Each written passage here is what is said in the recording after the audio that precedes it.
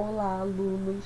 Aqui é a professora Jéssica Paixão e vamos iniciar mais um conteúdo, tá? Esse conteúdo é do módulo 4 do livro de vocês, onde será dividido em duas videoaulas, tá? Então, vamos iniciar falando apenas dos protozoários. Então, vamos lembrar de umas coisinhas. Nós já falamos sobre vírus, nós já falamos sobre bactérias. Protozoários são outros tipos de seres vivos, que também são microscópicos, por isso que nós, para visualizarmos, precisamos de um microscópio. Então, lembrando que eu sempre gosto de fazer essa revisãozinha em sala de aula, tá? Nós já falamos sobre classificação de seres vivos, voltem lá no livro de vocês para dar uma olhadinha. Já falamos sobre bactérias, que são unicelulares, que são procariontes, que podem causar doenças ou serem benéficas para os seres humanos. Nós já falamos sobre vírus, né? Vírus são seres acelulares, que precisam da célula hospedeira, ou seja, nossa célula para sobreviver, né? Por isso que os vírus também podem causar doença, também podem se multiplicar dentro das nossas células. Então, ele usa a nossa maquinaria para se multiplicar.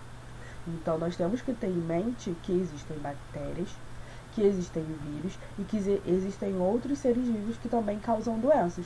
E hoje a gente vai falar de mais um deles, que são os protozoários, tá?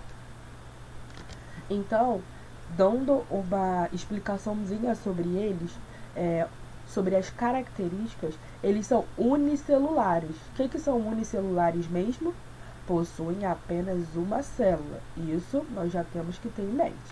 Eles podem ser parasitas, ou seja, eles podem causar doença nos seres vivos ou eles podem sobreviver no meio ambiente sem causar doença, tá? Que são os que a gente chama de vida livre. Um exemplo desse de vida livre, é a ameba. A ameba, né, a gente até se reflete esse nome em algumas coisas, ela vive, né, na atmosfera, porém ela não causa doença, mas outros protozoários causam, tá? Eles podem viver isolados, que é igual esse protozoário que está aparecendo aí para vocês, ou eles podem viver em colônia. Colônia são grupinhos de protozoários que vão viver juntos. Aqui é uma representação. No livro de vocês também tem, aí no módulo 4, mostrando como a gente representa um protozoário, tá? Então, sempre que tiver essa figura mais esparramada, a gente não pode confundir o protozoário com a bactéria, tá? O protozoário, ele tem núcleo, ele tem pseudópode, que é essa estrutura esparramada, ele tem esses vacúolos alimentares, que é onde ele consegue fazer seu metabolismo, e ele tem essa membrana. Então, a bactéria, normalmente, ela tem um DNA solto, porque ela é procarionte. Os protozoários são eucariontes, tá? Por isso que eles apresentam um núcleo onde tem o seu material genético, ok? A reprodução deles. Como é essa reprodução? Essa reprodução é aquela reprodução que a gente já viu, é a divisão simples. O que é a divisão simples? É quando um protozoário duplica o seu material genético, que é essa bolinha aí no meio, né, onde está o DNA, onde é envolvido pelo núcleo. Então, essa bolinha meio avermelhada aí no meio, ela se duplica. Em A só temos uma, em B nós temos duas, porque ele já está começando a se duplicar para se dividir. Por isso que a gente chama de divisão simples. Sempre um ser vai formar dois seres, tá? Então, em C, eles já começam a se separar, e em D eu tenho um novo indivíduo formado, tá? Então, esse nome, divisão simples, ele também tem sinônimos, como divisão binária, é a mesma coisa, cisipariedade ou bipartição. Então, nos livros ou em questões, vocês podem, né, encontrar esses nomes diferentes, mas todos vão significar a mesma coisa. Lembrando que os protozoários geralmente se dividem por reprodução assexuada, que é essa que está sendo mostrada. Reprodução assexuada, eu não preciso de um outro ser para liberar gametas, tá? Eu só preciso de um ser. Mas alguns se reproduzem sexuadamente, tá? Aí vai ter troca de material genético, mas não é comum. Por isso que nos protozoários a gente normalmente mostra a reprodução assexuada e o nome dessa reprodução, divisão simples, tá? Por quê? Porque existem outras formas de divisão assexuada que acontecem com outros seres vivos, mas não os protozoários, tá? Protozoários, divisão simples. E aqui é uma figurinha do livro de vocês, aí na página 532, onde mostra outras formas de protozoários. O primeiro é a ameba, é o mais comum quando falarmos de protozoários, normalmente é essa representação. A ameba, né, é um tipo de protozoário. Em B é um tipo de alga, na verdade. Em C nós temos uma representação de uma ciruela, né, também é um tipo de protozoário. E em D é a representação do plasmódio, que é o protozoário que causa a malária. Só para a gente mostrar que existem diversas formas de protozoários, tá? Mesmo que na figurinha do livro de vocês a representação normalmente é da ameba, tá? Em outros livros também. Bom, os protozoários, como eu já falei, eles podem causar doenças. E eu gosto de focar nas doenças, tá? Porque é o que a gente vê no nosso dia a dia, é o que mais cai nas questões, principalmente das minhas provas. Uma das doenças é toxoplasmose. É uma doença que a gente comumente vê aí no nosso dia a dia. Alguém da nossa família ou conhecido pode vir a apresentar essa doença. Porque essa doença ela é causada por um protozoário. Normalmente a gente acha que só o gato que é o causador dessa doença. Na verdade, o gato pode eliminar esse protozoário. O protozoário ele pode sair lá nas fezes dele. O nome desse protozoário, foca aí, é o Toxoplasma gondii, tá aí na figura de vocês. Quais são os sintomas que essa doença pode causar? Mal-estar, dores de cabeça, dores musculares, febre, tá? E ela normalmente costuma não deixar sequelas, mas uma coisa importante que ela pode vir a causar são lesões oculares, né? Isso é o marcante da toxoplasmose, tá? O contágio como que é? Existem formas diferentes.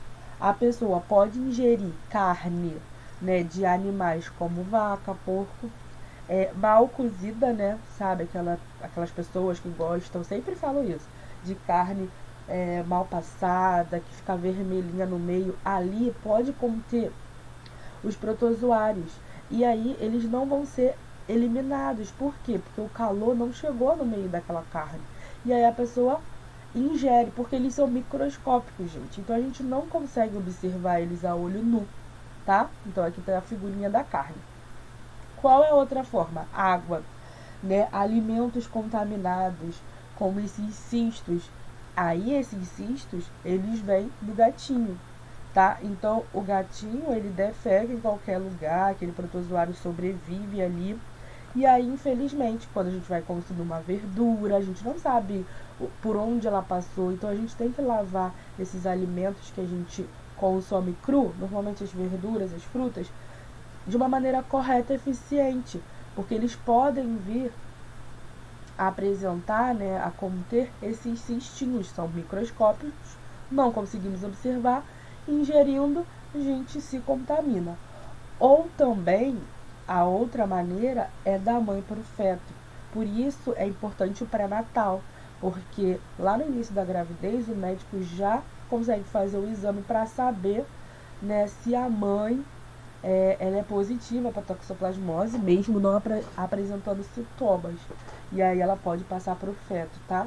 Então, é uma transmissão que a gente chama vertical. Então, essas são as maneiras de transmissão da toxoplasmose. Qual é a prevenção?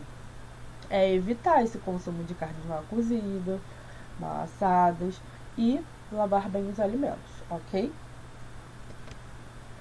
Doença de Chagas. Doença de Chagas, ela também é causada por um protozoário. Qual o nome dele? Trypanosoma cruzi, tá? Eu aconselho vocês fazerem um resuminho no caderno de vocês, para não confundir os protozoários.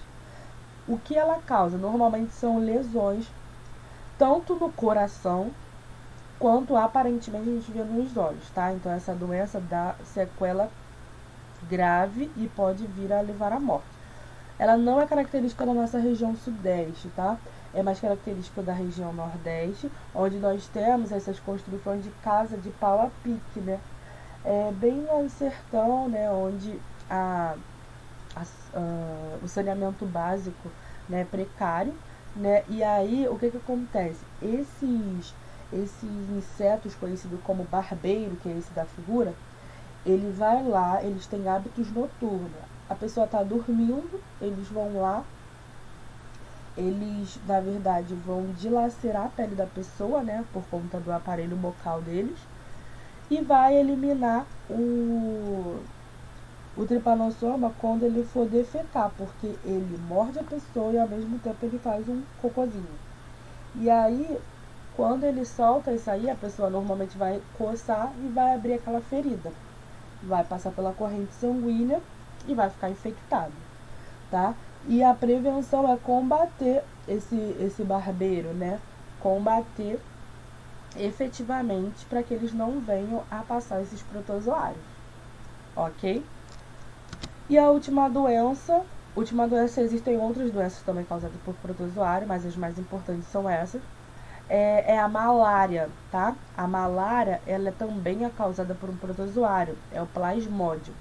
E quem transfere esse protozoário pra gente é o mosquitinho, olha lá, ele lá em cima.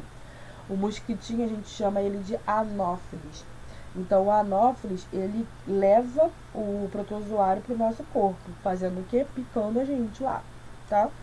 Então, quais são os sintomas? Os sintomas normalmente são febre, muita febre, tremores, calafrios, anemia, dor de cabeça também pode ser.